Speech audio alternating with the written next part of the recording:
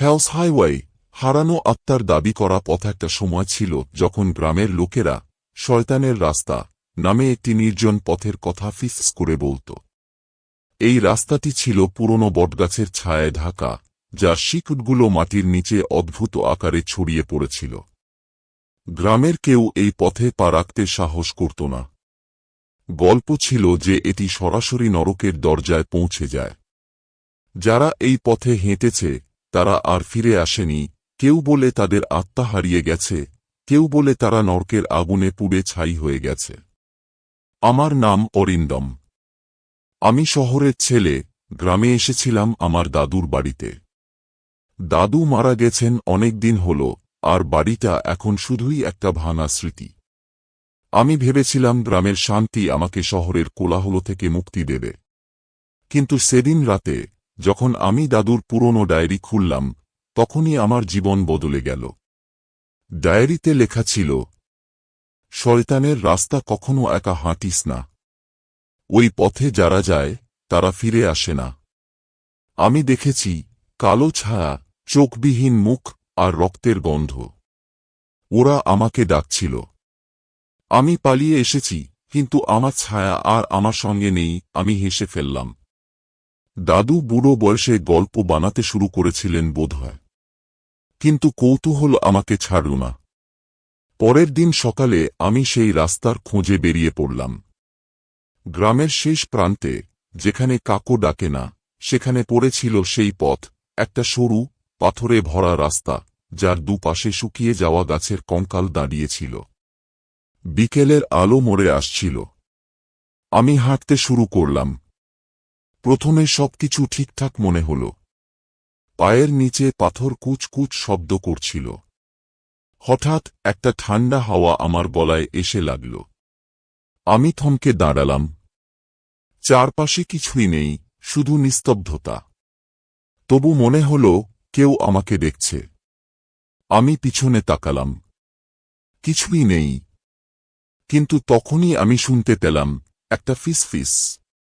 কথাগুলো স্পষ্ট নয়, কিন্তু শব্দটা যেন আমার নাম ধরে ডাকছে। অরিন্দম, অরিন্দম। আমার হাত পা ঠান্ডা হয়ে গেল। আমি দৌড়তে শুরু করলাম, কিন্তু পথটা যেন শেষ হচ্ছে না। প্রতিটা পদক্ষেপে মনে হচ্ছিল আমি আরও গভীরে ঢুকে যাচ্ছি। হঠাৎ আমার চোখে পড়ল একটা পুরনো কাঠের দরজা, রাস্তার মাঝখানে দাঁড়িয়ে। দরজাটা কালো, তার গায়ে অদ্ভুত খোদাই করা, মানুষের মুখ, কিন্তু চোখ নেই। আমি থমকে দাঁড়ালাম। দরজার ওপাশ থেকে একটা গন্ধ ভেসে আসছিল, পচা মাংস আর রক্তের গন্ধ। আমার মাথা ঘুরতে শুরু করল। তবু একটা অদ্ভুত টান আমাকে দরজার দিকে এগিয়ে নিয়ে গেল। আমি দরজায় হাত রাখতেই সেটা খুলে গেল। ওপাশে ছিল অন্ধকার, একটা গভীর, কালো শূন্যতা। আর তখনই আমি দেখলাম ছায়াগুলো। তারা দরজা থেকে বেরিয়ে আসছিল। কালো, আকৃতিহীন, কিন্তু তাদের মুখে চোখ ছিল না। তারা আমার দিকে এগিয়ে আসছিল, আর আমি শুনতে পাচ্ছিলাম তাদের ফিসফিস, আমাদের সঙ্গে আয়। তুই আমাদের একজন। আমি পিছিয়ে যেতে চাইলাম, কিন্তু আমার পা যেন মাটিতে আটকে গেছে। একটা ছায়া আমার হাত ধরল।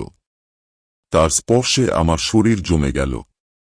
আমি চিৎকার করতে চাইলাম, কিন্তু গলা থেকে শব্দ বেরোল না। তখনই আমি দেখলাম আমার ছায়া। সেটা আমার পায়ের কাছে নেই। আমার শরীর থেকে সেটা আলাদা হয়ে গেছে, আর ছায়াগুলোর সঙ্গে মিশে যাচ্ছে। কোনোরকমে আমি হাত ছাড়িয়ে দৌড়ালাম। দরজাটা আমার পিছনে বন্ধ হয়ে গেল, কিন্তু ফিসফিসটা থামল না। আমি গ্রামে ফিরে এলাম, কিন্তু আমার জীবন আর আগের মতো নেই। রাতে ঘুমোলে আমি স্বপ্ন দেখি, সেই দরজা, সেই ছায়া, আর আমার হারানো ছায়া আমাকে ডাকছে। আমার শরীর দিন দিন দুর্বল হয়ে পড়ছে। আমার মনে হয় আমি পালিয়ে এলেও আমার আত্মার একটা অংশ ওই পথে রয়ে গেছে। গ্রামের লোকেরা বলে, শয়তানের রাস্তা কাউকে ছাড়ে না। যারা একবার ওই পথে পা রাখে তাদের আত্মা চিরকাল হারিয়ে যায়। আমি এখন বুঝতে পারি দাদু কেন আমাকে সাবধান করেছিলেন। কিন্তু এখন আর কিছু করার নেই। আমি শুধু অপেক্ষা করছি কবে ওই ছায়াগুলো আমাকে পুরোপুরি নিয়ে যাবে।